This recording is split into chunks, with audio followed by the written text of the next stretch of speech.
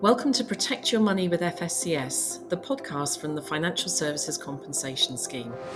I'm Caroline Rainbird, FSCS Chief Executive, and in this series, the fantastic FSCS team will help you understand how we can help to protect your money so you can feel confident your money is safe. Hope you enjoy the podcast. Welcome to episode 3 of the FSCS podcast, Protecting Your Pension and Your Future. I'm your host, Jess Spires, and I'm Senior Content Manager at FSCS. Now, FSCS exists to protect customers of authorised financial services firms that have gone bust. So, if the company you've been dealing with has failed and it can't pay back your money itself, we can step in to pay compensation, assuming that you meet our eligibility criteria. Now, we protect lots of financial products, but not all of them. So we've designed this podcast series to help you understand our protection and why it is so important. So whatever your level of financial knowledge, if it's quite basic or if you're a bit of an expert, we're here to help you feel confident that your money is safe.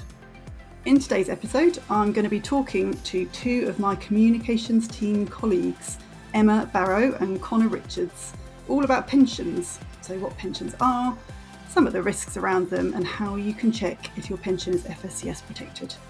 Just a quick teaser of the question that we're going to be asking all our guests at the end of the episode. So we're all about keeping your money safe, but what was the toy that got you breaking open your piggy bank as a child? Right, let's introduce Emma and Connor now. So guys, could you let our listeners know a little bit about who you are and what you do at FSCS? Who would like to go first? I don't mind going first. Go on then. So hi everyone, I'm Emma. I'm the head of communications at FSCS.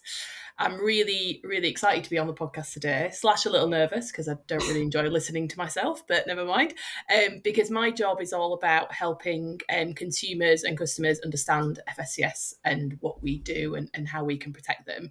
And sadly, and I'm sure both you and Connor know this, I'm a little bit of a pensions nerd, so I'm quite obsessed with pensions. So I'm really happy to be talking about it with you today. Brilliant. Thank you, Emma. Connor, your go. Hi everyone, my name's Connor. I'm a communications and business stakeholder partner at the FSCS. Brilliant. Thanks a lot, guys. So we're talking about pensions today, and it's definitely fair to say that pensions are one of the most complex financial products out there, but they are also absolutely crucial as they determine what kind of retirement, so therefore what kind of future we're all going to have. Yeah, people don't necessarily realise that FSCS protect pensions, but they are actually one of the products that do fall under our protection. There are absolutely loads of options out there for pensions, and since pension freedoms were introduced in 2015, there's a lot more you can do with your money in retirement. So just kind of to explain a little bit more about that pension freedoms were some new bits of legislation brought in by the government back in 2015. And they basically give people a lot more freedom and choice about what you can do with your pension pot when you retire.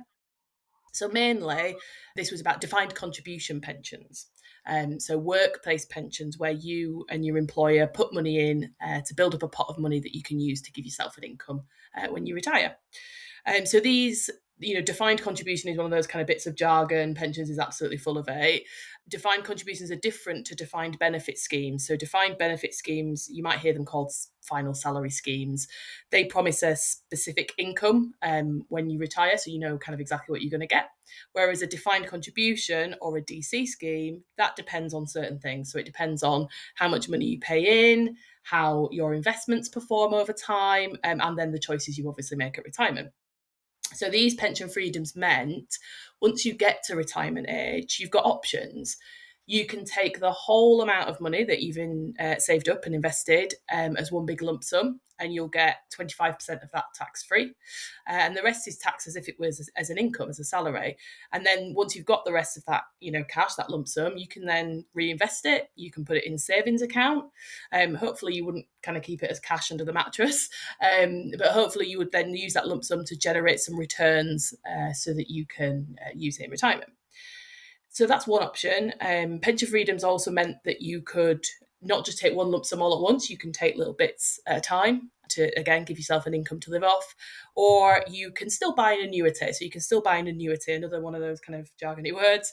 An annuity will give you a guaranteed income for the rest of your life, essentially. And some annuities allow you to pass money on to dependents and things like that too. But these pension freedoms gave you a lot more options. So people retiring today have a lot more options than they did, say, 10, 15 years ago.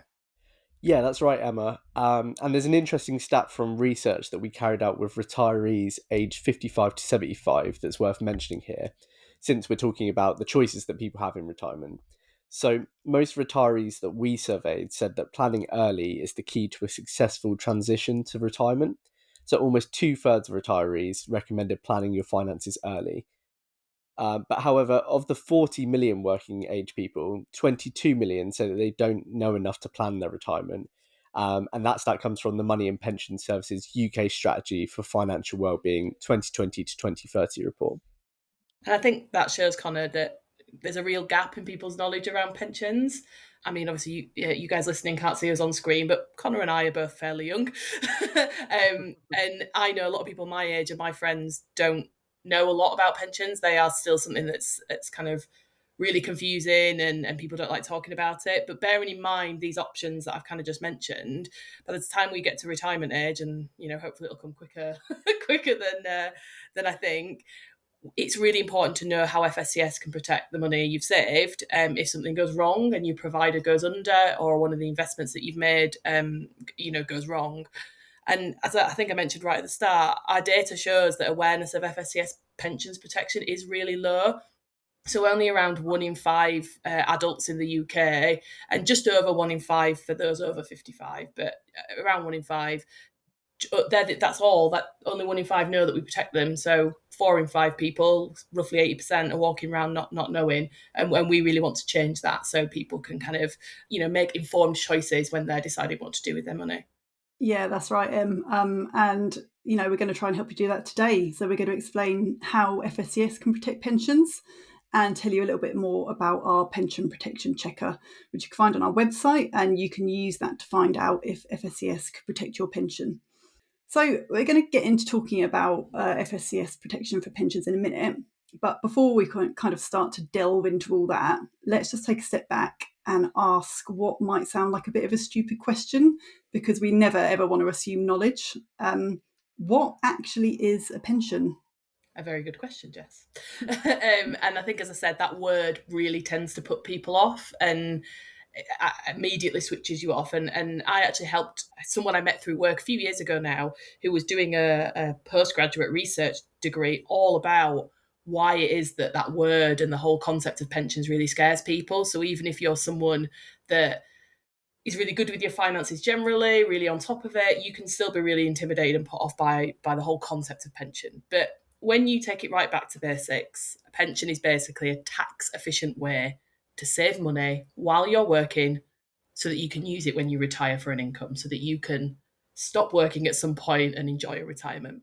But what actually makes up a pension tend to be insurance and investment products. So that's all they are, but they're in what you might see called as a wrapper, in a pensions wrapper. So those investments and insurance products are wrapped up, and the reason it's tax efficient is because the government usually adds money to your pension in a form of tax relief. So if you're working, you might have a salary sacrifice pension where the money comes out before you pay tax on your income and things like that. So it's a tax efficient way to save. Another way of looking at it really is paying into your pension. You're contributing to a long-term savings plan. So when you might save up for a holiday or a car or whatever, your pension is just a really long-term savings plan so that you can access it later in life, and as I say, you can hopefully enjoy a retirement with it. Brilliant. Thank you, Emma. And Connor, I think you're going to tell us a little bit now about how FSCS can protect pensions. Yeah, that's right, Jess. So FSCS offers 3 main kinds of protection for pensions. And it's worth mentioning again that we can only step in and pay compensation if your pension provider or advisor has gone out of business. So if they're still trading, you can raise your complaint with them first. And if that doesn't work, you can try the Financial Ombudsman Service, as they deal with complaints against live firms. Your pension provider or advisor also needs to be regulated by the Financial Conduct Authority, which is the FCA. They're the financial services regulator, or the Prudential Regulation Authority, which is the PRA, in order for us to be able to help. And the other thing to mention, I think, is that we can only protect what we call regulated activities, which is a nice sort of legal term. But basically, a couple of common examples of regulated activities are advising on investments, or arranging the transfer from one pension to another.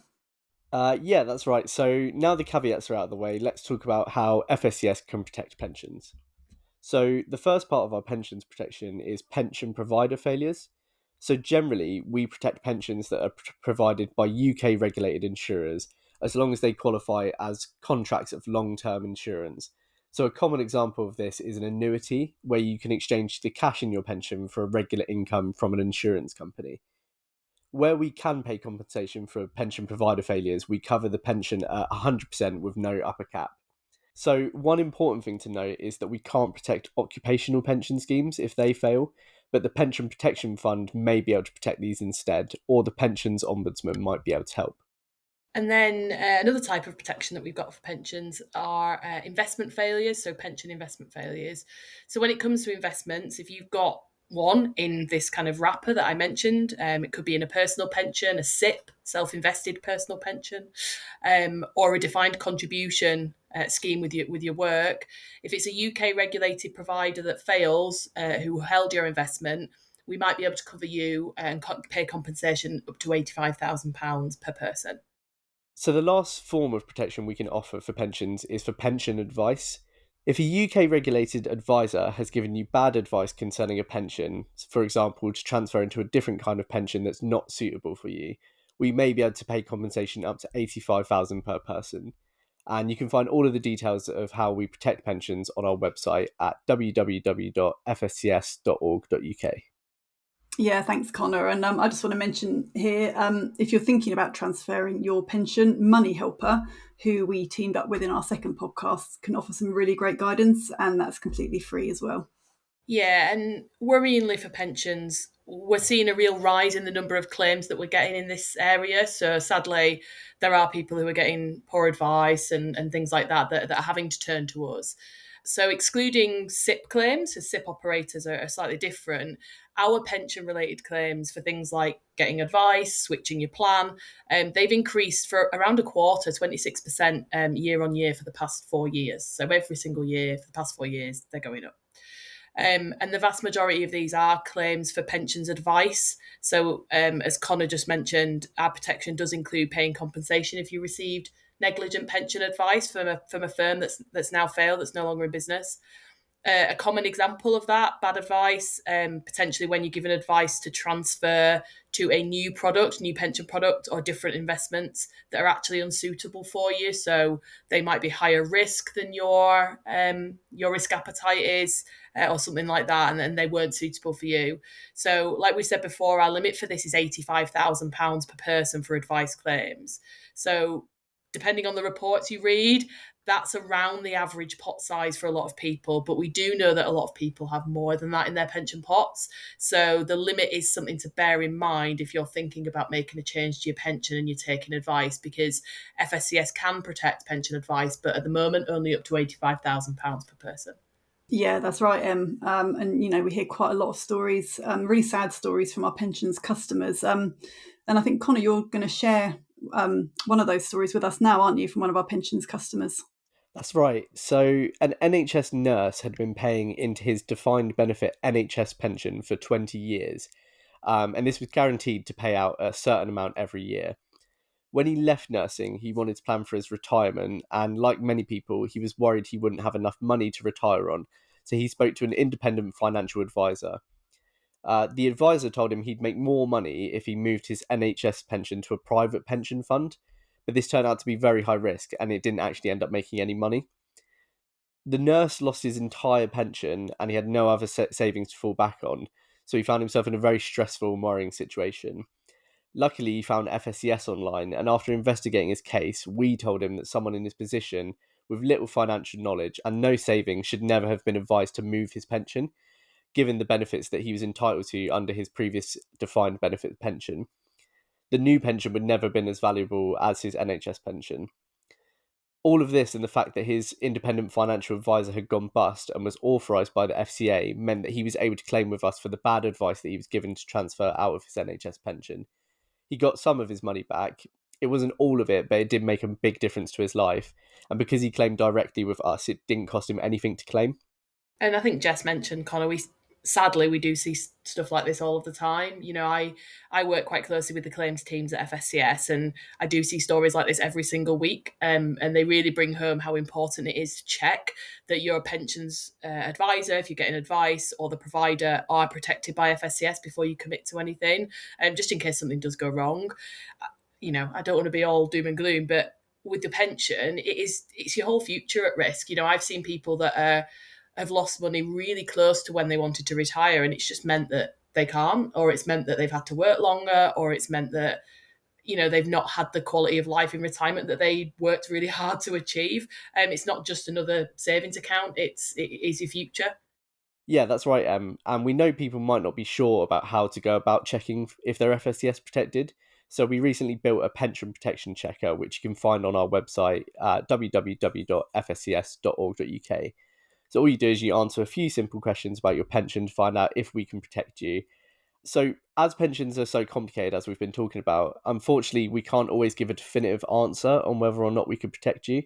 So it really does depend on your kind of individual circumstances. But where we can't say for sure, we'll give you the next steps on how you can find out. So, for example, we suggest asking your provider directly if they're FSCS protected. Yeah, that's brilliant. Thanks, Connor.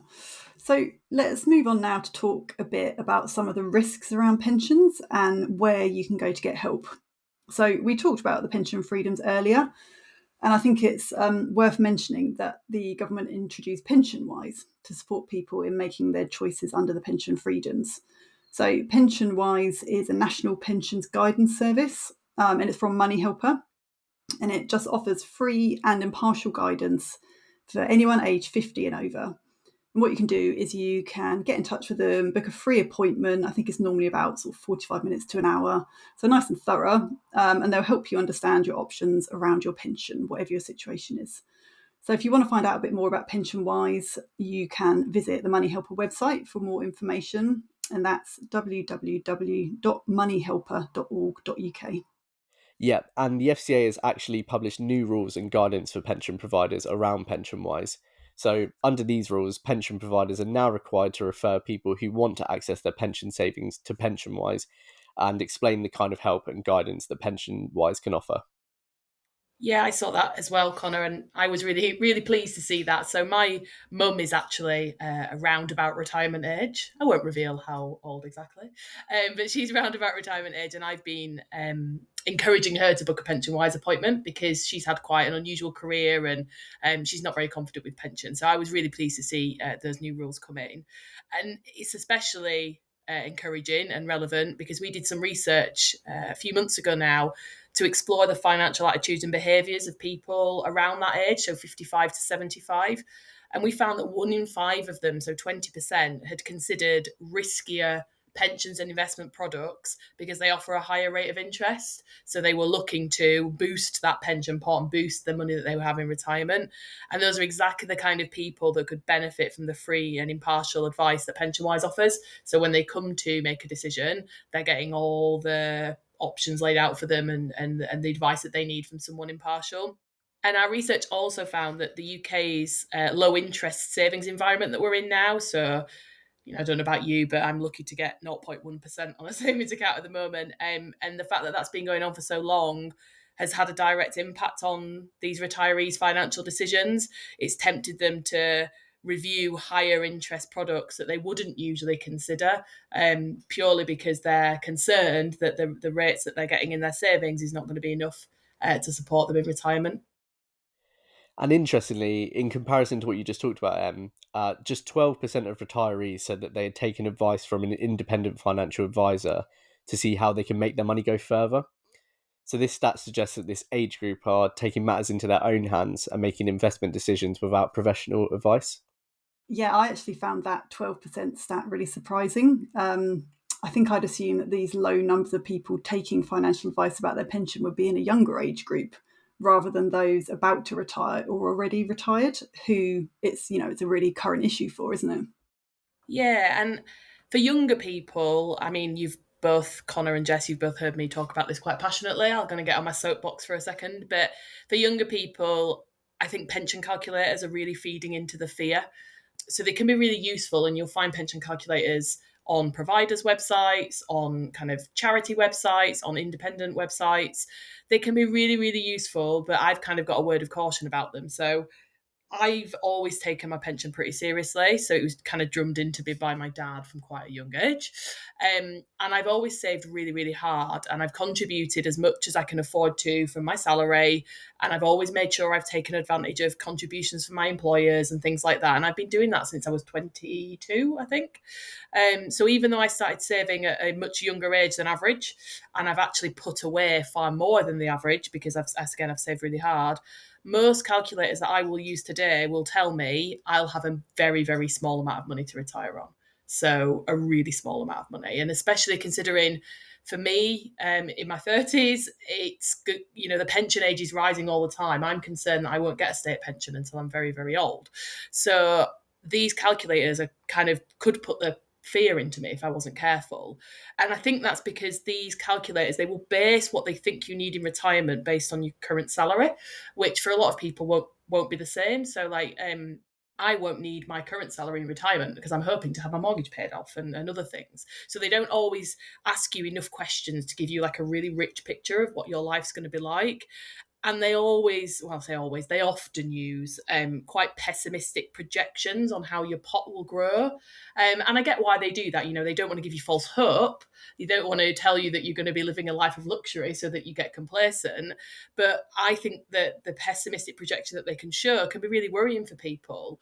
And I know I've looked at that number and thought, oh, good, I really want to have holidays in retirement, and I want to enjoy myself, and that number doesn't look right.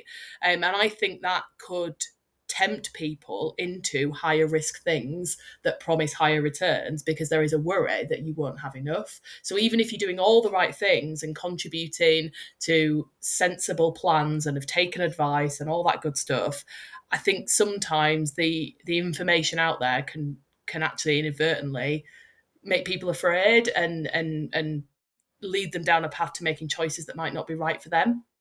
Yeah, I was actually using a pensions calculator recently, and it basically said that I wasn't going to have very much to live on in retirement. And, it's quite hard not to be alarmed by that. When you use these tools, you're seeing them as authoritative and giving you an exact calculation. But there are lots of other things to consider when you're using these. So you don't always need to be alarmed if it's not the result that you want to see. Something else that's sadly on the rise is people coming to us with a pension claim and we're able to compensate them, but due to our compensation limits, they still lose a substantial amount of money. Our data shows that the number of our customers with losses over our compensation limit increased by 15% last year. And this is exactly what happened to the nurse in the story that I mentioned earlier. He got some of his pension back, which is definitely better than nothing, but not all of it. So he did unfortunately lose some money. Yeah, that's right. And unfortunately, people could unknowingly be investing amounts of money in products beyond our compensation limits, which they would likely lose if their provider went out of business. And actually, our research shows that only 36% of investors knew the exact amount of FSCS protection available for their money. And this goes back to what we were saying earlier. It's so important to remember that it's your future at stake. And the closer you are to retirement, the less time you have to recover your money if something does go wrong. Yeah, that's right, Connor. Thank you. We're going to move on to talk a little bit about new investments now. So the FCA, the Financial Conduct Authority, has published some research findings into better understanding investors who engage in some of the more high-risk investments like cryptocurrencies or foreign exchange. And Emma, there were actually some really interesting findings that came out of this research, weren't there? Yeah, absolutely, Jess. I mean, I was really interested to read it. As I said right at the start, bit of a pensions nerd, get really kind of into this sort of stuff. And the FCA's research found that investors often have, they tell people, so they told the FCA researchers that they had high confidence and high knowledge in what they were up to with their investment. But actually, the research also showed a lack of awareness or belief in the risks of investing. So although they claim to be knowledgeable, over 4 in 10, so over 40%, said that losing some money wasn't a risk that they were aware of when they were investing, even though, as with most investments, the whole of the capital that they were putting in was at risk. So a real big chunk of people, they could see that they might not gain money, but they weren't seeing that they could lose it all. And that did surprise me, because it's not always advertised, but how many things do you see where it's like your whole investment's at risk? It can go down as well as up. Like it's something that I find that I see quite a lot, but the research obviously showed that maybe it's not always getting through to people. Yeah, I found that particular stat really shocking, that nearly half of the people surveyed didn't view losing money as one of the risks of investing, especially when most or all of their money is at risk. We see so much in the news at the moment about cryptocurrency, and there's so many stories of people either making loads of money out of it or they're losing fortunes. Most crypto assets aren't actually regulated by the Financial Conduct Authority, which means that FSCS can't protect you if a platform that holds or exchanges your cryptocurrency goes out of business. We want people to know this more so they can be aware of the risks before they invest. Yeah, absolutely, Connor. But just turning to one thing that we can protect, self-invested personal pensions, or SIPs, which we sort of mentioned earlier, we can pay compensation for those, can't we? Yeah, that's right. So a SIP is basically a wrapper for your pension that allows you to invest and build up your pension pot. The key thing to remember about SIPs is that the individual is essentially responsible for choosing the investments that are held within the SIP, and the types of investment which can be held in a SIP are quite broad. So we do hear stories from our customers who sadly have lost money from investments they held in their SIP as they just weren't suitable for them. Yeah, that's right, Connor. I've seen some of those claims myself, and yeah, all sorts you can put in a SIP. And speaking of SIPs, something else that's been gaining popularity over the past 10 years or so, especially with millennials like me, who we're typically less wealthy than the older generations, right? I know there's all the kind of jokes about, well, if we didn't eat so many avocados, we'd be fine, but we are less likely to own our own home than our parents were. So something called FIRE, or the FIRE movement, has been growing in popularity, and that stands for Financial Independence, Retire Early. And FIRE is all about maximizing your earnings and savings, basically so that you can retire or at least give up full-time work as soon as possible. And you will see people who are aiming to retire in like their 30s and 40s, even though they're only on kind of fairly average salaries. And people who are into this FIRE movement will set themselves a target. So they'll set themselves a pension target and a savings target, and they call their savings target like a bridge, the savings bridge. And that savings bridge is to get them from their target retirement age to the age they can access their pension. So personally, I'd love to retire at 50. I've set that as a goal as myself. Proper pipe dream. Don't think it'll ever happen, but it helps me make good financial decisions. But what I would do if I was really serious about that is, if I was following the FIRE movement, I would try and save up enough money so that I could stop work at 50, and that money would keep me going until I can access my pensions at 55, 57, whatever the age is going to be for me. So to do that, you see people taking on quite extreme habits. So really extreme investing and saving, and minimizing their outgoings and living really frugally.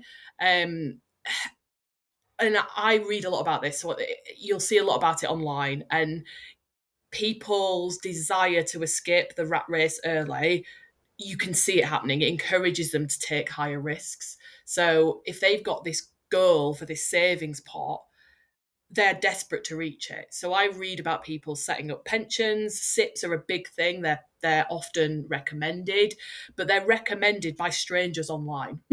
That's who's recommending these things to each other. And people get very competitive, and they'll write blogs about how far they're getting towards their goal. They'll track every penny. And I'm just not sure these real followers of this movement are always checking that these investments are meeting their objectives, that they're protected if something goes wrong, and that they know the kind of limits to that. And for me, I just see a lot of things that seem like quite a gamble and a risky approach to making money. And as I say, as much as I would love to retire at 50, and I'm trying hard to save, I just worry that people get really sucked into the dream of this kind of FIRE movement and things like that, and it just leads them to making decisions that just aren't right for them. Yeah, and it's, this riskier attitude to investing, whatever form it takes, just highlights how important it is for people to do their research and make sure the investment is appropriate for them and they're fully aware of the associated risks. We always recommend that people check if their new or existing pensions and investments are FSCS protected. It's that quick check now for peace of mind later on, no matter what age you are. And again, that's why we created our pension protection checker. And we're currently actually working on a new investment protection checker for our website. So as well as checking if FSCS could protect your pension, you'll be able to do the same for investments. And this is part of our ongoing mission to empower you to find out if FSCS can protect you. You can find all the information you need on this on our website, www.fscs.org.uk. Brilliant. Thanks, guys. Wow, so we've covered loads today, actually. And we started off by saying how complex pensions are. And I'm sure probably everyone listening will agree that what we've talked about today definitely supports that.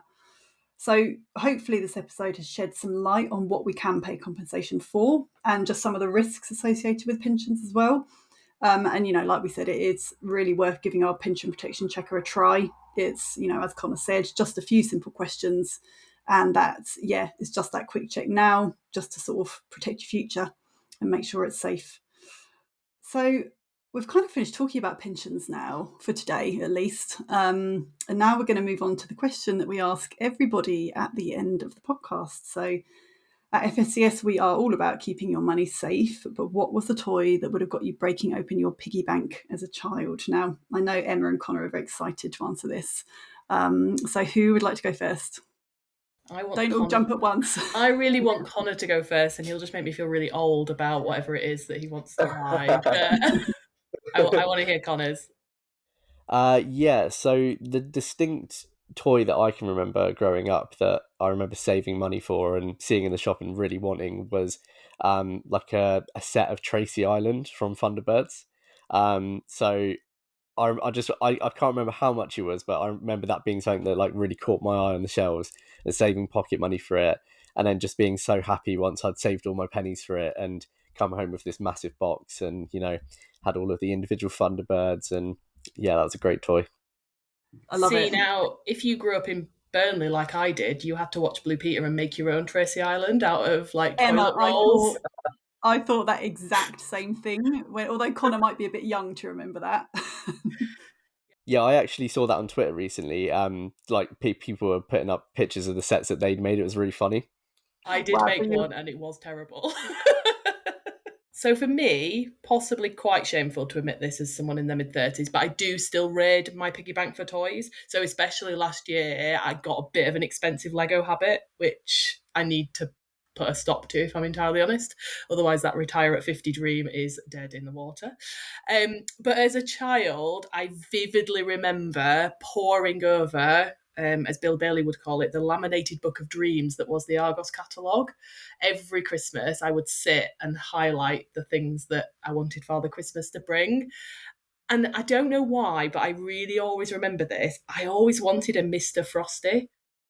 So I don't know if anyone remembers a Mr. Frosty, but he's like a little snowman. Jess is nodding. I know nods don't work on a podcast. Yeah, I do. And I never had one either. I always wanted one, Emma. Always.